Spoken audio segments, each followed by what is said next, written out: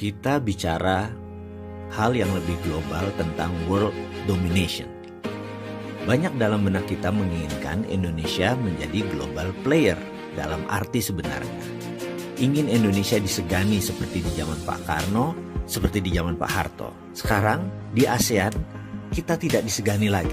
Di regional Indo-Pasifik juga tidak diperhitungkan. Apalagi di dunia internasional seperti oleh mata Eropa, Cina, Amerika.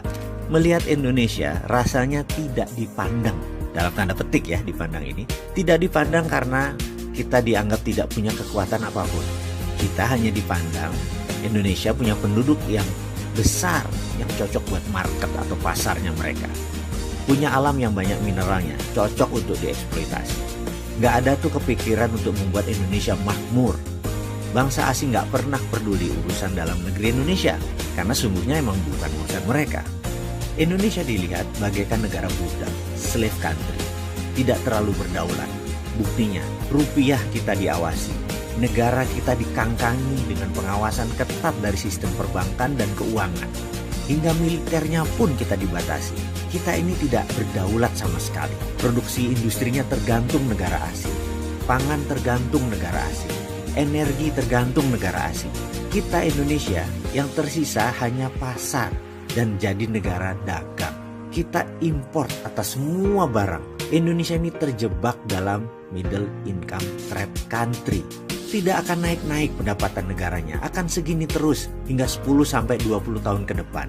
Kalau seperti sekarang tata kelola negaranya, ya persis seperti Brazil, di trap di 3.000 sampai 4.500 GDP per kapitanya selama lebih dari 20 tahun.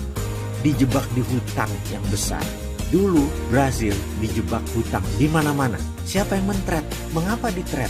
Indonesia itu punya 260 juta populasinya. Punya sumber daya alam mineral yang banyak. Punya alam yang subur. Punya pupuk vulkanik yang penuh dengan pupuk yang baik buat tanaman. Matahari bersinar terus, air di mana-mana. Punya laut yang penuh ikan. Dan sayangnya sekali lagi, sayangnya air lautnya kita tawarkan. Buktinya garamnya kita impor. Nggak asin lagi air laut di Indonesia itu. Bayangkan, kalau Indonesia GDP per kapitanya sama dengan Malaysia, 10.000 dolar. Kekuatan keuangan kita jadi 3 kali lipat, yaitu 3 triliun dolar dari yang sekarang. Apa yang terjadi? Indonesia bisa bangun angkatan perang yang kuat, bisa menjadi kekuatan yang menakutkan, dan itu tidak boleh. Kalau Singapura, atau Monaco, atau Hong Kong, atau yang biasa disebut city country, mereka bisa GDP per kapitanya 50.000 atau 15 kali dari Indonesia, boleh. Mengapa? Karena sekaya-kayanya Singapura nggak akan bisa membangun angkatan perang.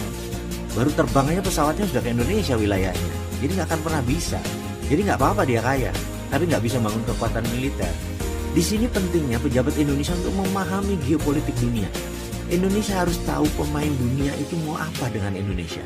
Lihat contoh yang lain lagi, Cina misalnya. Cina tidak akan membuat Indonesia yang saat ini 3.800 GDP per kapitanya jadi 5.000, jadi 10.000, nggak bakal. Tambah 5 tahun lagi deh, Cina di Indonesia saat ini secara gede-gedean nggak akan GDP kita naik jadi 5.000. Paling ditahan di antara 3.700 sampai 4.500. Percaya deh, GDP-nya akan dibikin segitu-segitu saja. Tapi setiap insan Indonesia saat ini berkeinginan Indonesia jadi negara besar. Lalu bagaimana caranya? Gampang, sangat gampang.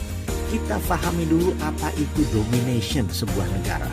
Lalu kita pahami kita bermain di lapangan yang mana. Ini ada strateginya, ada pemahamannya, ada ilmunya. Sebuah negara dikatakan mendominasi dunia itu ada 5 syarat. Apa itu? Nonton terus di video berikutnya.